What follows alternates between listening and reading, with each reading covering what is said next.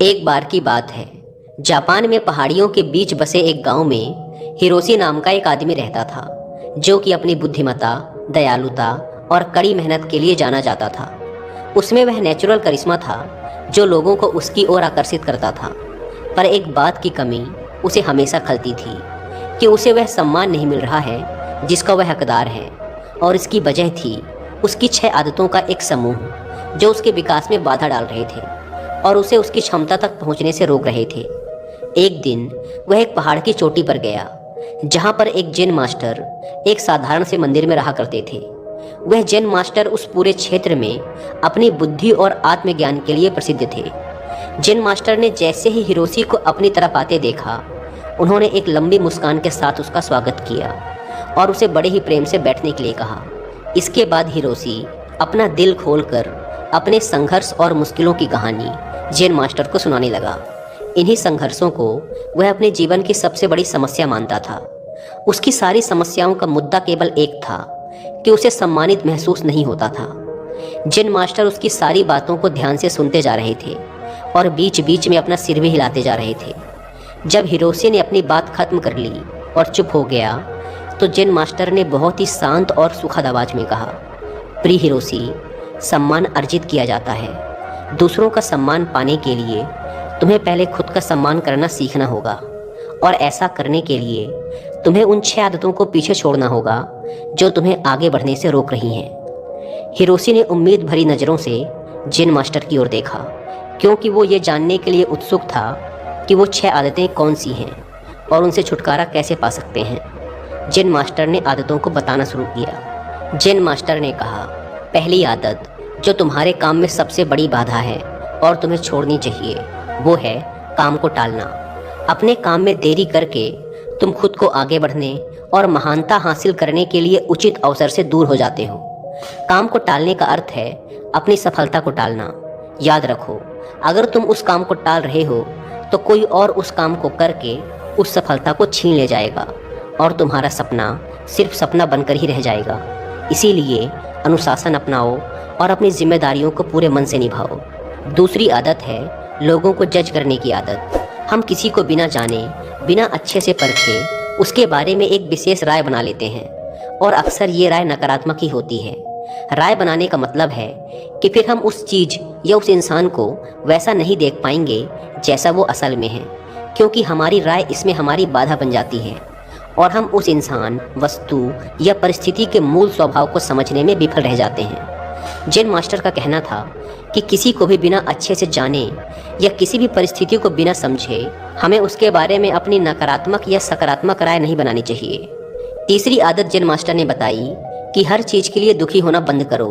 हर परिस्थिति और हर चीज़ हमारे नियंत्रण में नहीं हो सकती, और ना ही हर चीज़ हमारी इच्छा अनुसार होगी। हमेशा कुछ न कुछ ऐसा होता ही रहेगा जो हमारी मर्जी के खिलाफ होगा।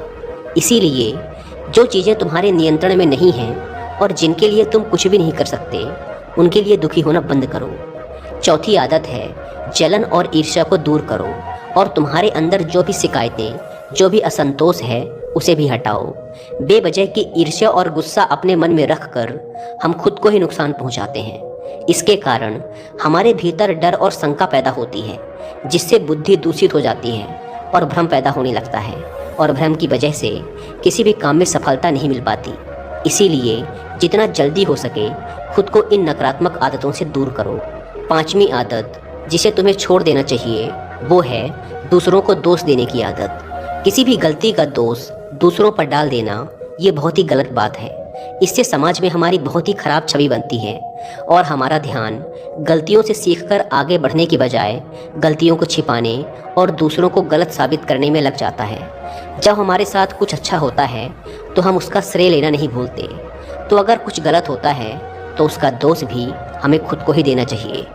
दूसरों को दोष देना असफल लोगों की निशानी है। असफल लोगों में ये आदत होती है कि वे अपनी असफलता के लिए दूसरों को दोष देते हैं। कभी कभार ऐसा हो जाता है कि किसी और की गलती की वजह से हमारा काम बिगड़ जाता है, लेकिन जब कोई व्यक्ति अपनी असफलता के लिए बार बार किसी और को दोषी बना रहा है, तो समझ लेना कि इसमें किसी और की नहीं बल्कि खुद उस व्यक्ति की ही गलती है। अपनी गलती को मान लेने से हम छोटे या कमतर नहीं बन जाते, इसीलिए अपनी असफलता पर किसी और को दोषी बनाने से अच्छा है अपनी गलती को मानो और उससे सीखकर आगे बढ़ो। छठी और आखिरी गलती है दूसरों से अपनी तारीफ सुनने की आदत। हम दूसरों को दिखाने के लिए अक्सर कुछ न कुछ नया करते रहते हैं। हर चीज़ के लिए हम चाहते हैं कि लोग हमारी तारीफ करें, हमारे बारे में अच्छा बोलें और हम जो भी काम करें लोग उसकी प्रशंसा करें। अगर किसी बात के लिए हमारी आलोचना होती है तो हम बहुत दुखी हो जाते हैं और इस तरीके से हम लोगों के हाथों की कठपुतली बनकर रह जाते हैं। इसीलिए हमें दूसरों के तारीफ की कोई ज़रूरत नहीं है। और वैसे भी लोगों की तारीफ़ें खोखली होती हैं, जो एक पल में हमें आसमान पर पहुंचा देती हैं तो दूसरे ही पल नीचे ज़मीन पर पटक देती हैं। इसीलिए हमें लोगों की तारीफ़ और बुराई से फ़र्क नहीं पड़ना चाहिए और जो हमें पसंद है और जो हमें सही लगता है वही करना चाहिए, बशर्ते वो नैतिकता पर खरा उतरता हो। हिरोशी ने जेन मास्टर से कहा, आपने 6 बुरी आदतों के बारे में तो बता दिया, लेकिन पुरानी आदतों को छोड़ना और नई आदतों को अपनाना बहुत मुश्किल होता है। तो मेरा प्रश्न है कि आखिर हमारा मन नई आदतों को अपनाने का विरोध क्यों करता है और नई आदतों को आसानी से कैसे अपनाया जा सकता है। जेन मास्टर ने कहा, ज़्यादातर लोग आदतों को बदलने में असफल रहते हैं क्योंकि उनकी उस नई आदत के साथ अवास्तविक उम्मीदें जुड़ी होती हैं। जैसे अगर कोई व्यक्ति सुबह जल्दी उठकर व्यायाम करने की नई आदत डालना चाहता है तो वह उम्मीद लगा लेता है कि उसकी इस नई आदत से उसका वजन तेज़ी से कम होना शुरू हो जाएगा या फिर उसका शरीर तेज़ी से शक्तिशाली बन जाएगा, जबकि असल में ऐसा नहीं होता। इन दोनों ही परिणामों को हासिल करने में समय लगता है, लेकिन हमारा मन पहले से ही यह निश्चित कर लेता है कि परिणाम कैसा होना चाहिए।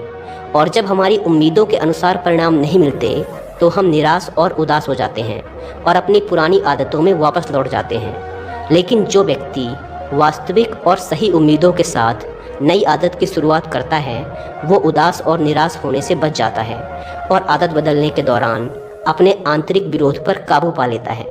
अब अगला प्रश्न है कि आदतों को आसानी से कैसे अपनाया जाए। तो ऐसा करने के 5 आसान नियम हैं। पहला, अपने विचारों को लिखो।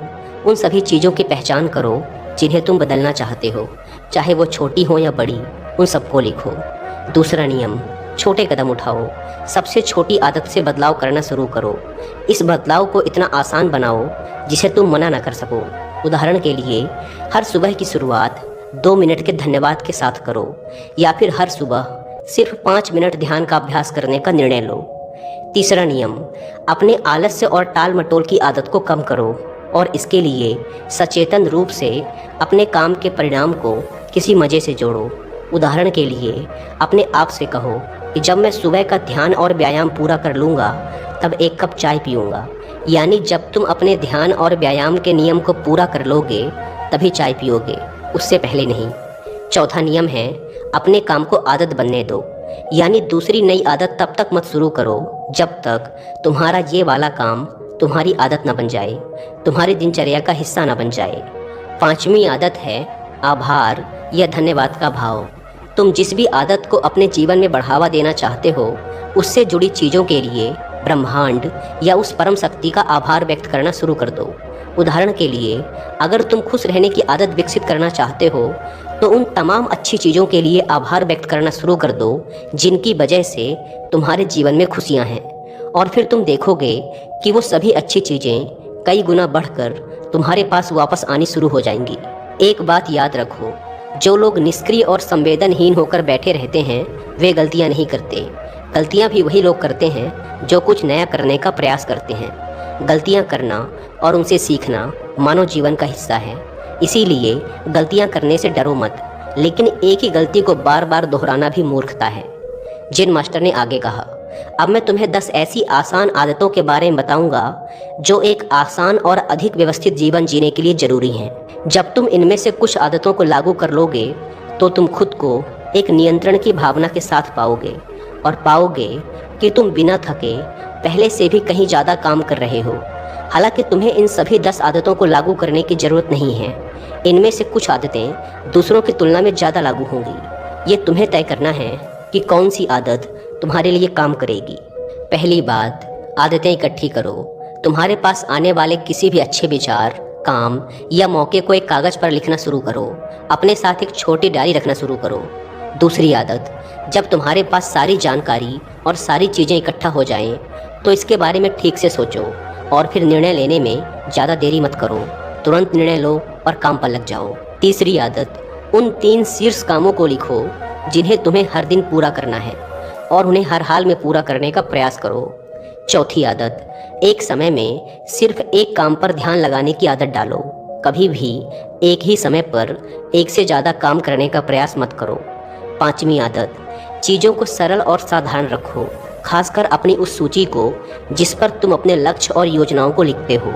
अपनी सूची को एकदम स्पष्ट, सरल और आसानी से पढ़ने लायक बनाओ। छठी आदत, अपने कमरे और काम करने की जगह को हमेशा साफ सुथरा और व्यवस्थित रखो। चलते फिरते या थोड़ा समय निकालकर अपने आसपास की चीज़ों को व्यवस्थित करने की आदत डालो। सातवीं आदत, साप्ताहिक लक्ष्य निर्धारित करना और उसे बार बार जांचना कि वो पूरी तरह से सही हैं, और अगर कुछ बदलाव करने हैं तो तुम वो भी कर सकते हो। आठवीं आदत, आदतों को आसान बनाओ। केवल ज़रूरी चीज़ों पर ध्यान केंद्रित करो और बाकी चीज़ों को छोड़ दो। नौवीं आदत, सुबह और शाम की वो सुसंगत दिनचर्या जिसका तुम आनंद लेते हो उसे बनाए रखो, क्योंकि यह तुम्हें अंदर से खुश और तरोताज़ा बनाए रखेगी। 10वीं आदत, तुम्हें जिस चीज़ में पैशन है उस तरह की आदतें खोजो। अपना जीवन उन चीज़ों के लिए समर्पित करो जिनके लिए तुम एक पैशन रखते हो। फालतू की चीज़ों और कामों के लिए अपनी ऊर्जा और समय बर्बाद मत करो। तो ये थी वो सभी आदतें जो तुम्हारे जीवन को बदल कर रख सकती हैं, लेकिन इन सभी आदतों को एक साथ अपनाने की गलती मत करना। जब एक आदत तुम्हारी दिनचर्या का हिस्सा बन जाए तब दूसरी की तरफ कदम बढ़ाना। इतना कहने के बाद जेन मास्टर ने अपनी बात समाप्त की और हिरोशी ने भी जेन मास्टर का धन्यवाद किया और अपने घर वापस आकर जेन मास्टर की बताई बातों का पालन करने लगा। दोस्तों, उम्मीद है कि आपको ये वीडियो पसंद आई होगी और वीडियो में यहाँ तक बने रहने के लिए आप सबका बहुत बहुत धन्यवाद।